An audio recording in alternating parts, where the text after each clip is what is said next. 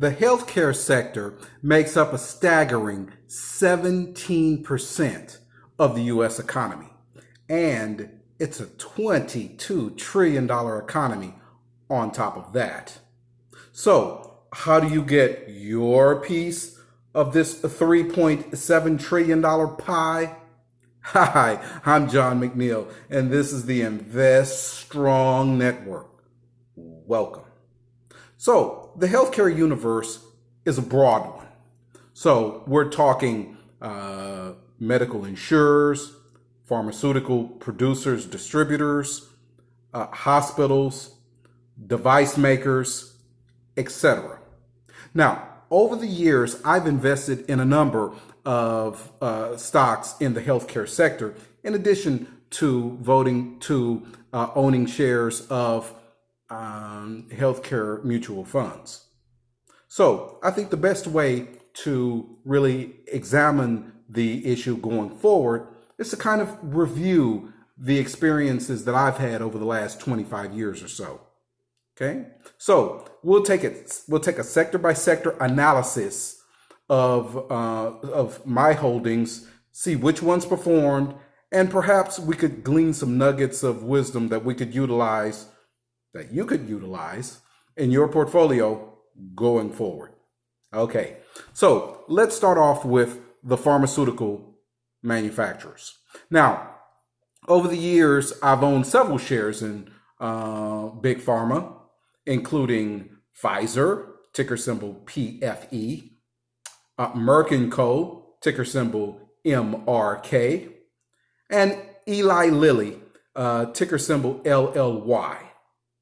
Now, as a sector, the entire sector is under maximum pressure from the government, right? Both on a state and federal level. These governments are rather anxious to reduce healthcare costs, and reducing the cost of pharmaceuticals is number one on the list. In addition, you have presidential candidates, especially on the Dem side, that are running on a platform of bringing down pharmaceutical prices. And this has all put maximum pressure on all of the companies. Now, with that as a backdrop, let's examine their shares. All right.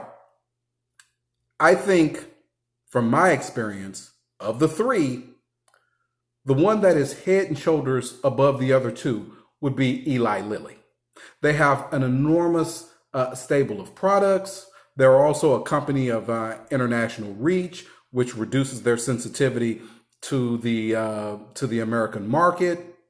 And their performance has been the strongest of all of the big pharma over the last decade or so. Now, that's not to say that Merck and Pfizer are losers. In fact, they've done okay, and I think that they have a fairly bright future going forward. However, a lot of their real flagship products, blockbusters, are going off patent, and that gives an entree to the generic makers to slip in there and take large chunks of their market. And that's also putting pressure on the shares. But I'll give both Merck and Pfizer honorable mention. And, you could own their shares going forward. But if I had to pick one of the three, it would be Eli Lilly. All right. So now let's talk about the instrument makers. Now, over the years, I've owned shares in several instrument makers. And as a category, they have performed the best of all of the healthcare categories, right? So shares in Boston Scientific, ticker symbol BSX. This is a manufacturer of heart defibrillators and other cardiac and urinary tract products. Their shares have performed outstandingly since the great financial crisis of 2008, 2009, as has Hillrom Corp, ticker symbol HRC, manufacturer of hospital beds and things of that nature. Going forward, as America's population continues to age, the demand for their hospital beds will only increase, right? And the shares of both Hillrom, the contemporary company, and Healing Brand Industries, the predecessor company, have performed outstandingly in the 18 years or so that I've owned the shares, right? And also, one would want to give a very strong honorable mention to Becton Dickinson Corp, ticker symbol BDX. Now, Becton Dickinson is a manufacturer of syringes and catheters and things of that nature. They have recently acquired CR Bard, which was my biggest winner in my entire portfolio over the past 2 decades or so. And going forward, the combined company really has a bright future. And I would really suggest owning shares of Becton Dickinson. Now, what about the insurers? Well, truth be told, I've not owned very many insurer shares, but the one that I have owned, Anthem, ticker symbol ANTM, has been a fantastic performer over the last decade or so. Now, this is the previous WellPoint, right? And both the contemporary company and the predecessor company have performed outstandingly since the great crisis of the late 2000s, as has really all of the insurers, Cigna, Aetna, others. They've all performed very, very well, which is kind of unusual because you have, presidential candidates out there saying that they want to sweep away the entire system of insurance, health insurance, and replace it with a Medicare for all structure, right? Which would put these companies in a precarious position. But as of right now, they seem to be doing quite well. And one can imagine that perhaps Medicare for all may not be what the American people and the Congress will agree to. And so some kind of hybrid system that would allow these companies to exist and actually continue to grow could still come out of this. So I would suggest going forward, Anthem, right? Well, what about the pharmacies? Now, I own shares in both the Walmart Booth Alliance, ticker symbol WBA, and also CVS, ticker symbol CVS. Now, both of these companies have engaged in strategic partnerships recently in order to get their products out to the masses, right? Well, that may be a good strategic plan, but really the shares have not performed well at all over the recent few years. And in fact, after examining the structure of both of these company setups and their future prospects, I've come to the conclusion that if you want to invest in a pharmacy distributor, perhaps the best way to go would be to purchase shares in Walmart, ticker symbol WMT. All of the Walmart stores have a pharmacy. The stores are ubiquitous. The prices are low. And really, in my opinion, the Walmart Booth Alliance or CVS really just can't compare to Walmart in total market heft.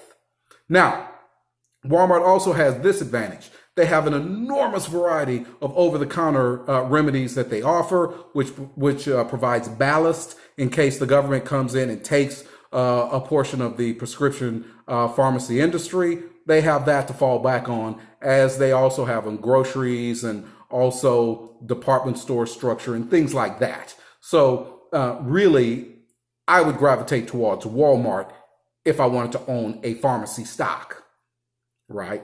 Okay, so let's say that you can't really understand the complex nature of some of these healthcare companies, and that the future is just too opaque, and you want to own shares of a healthcare mutual fund.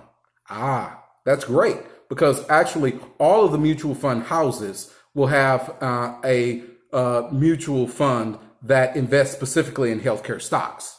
Now, over the last 25 years or so, I've owned shares in the Invesco Healthcare Fund, right? Now, the Invesco Healthcare Fund has no minimum initial investment. That's great. But expense ratio high at 1.1%. And also the total return annual for the 5-year at 6.84% and the 10-year at 12.13%. Both of those lag the industry standard, right? So after examining a number of the healthcare mutual funds, it seems as if the Vanguard Healthcare Fund is the pick of the litter.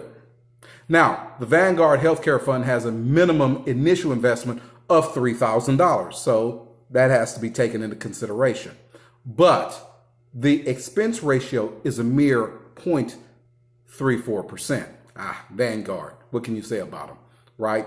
And their 5-year annual return at 8.8% and the 10-year annual total return at 16.13% are both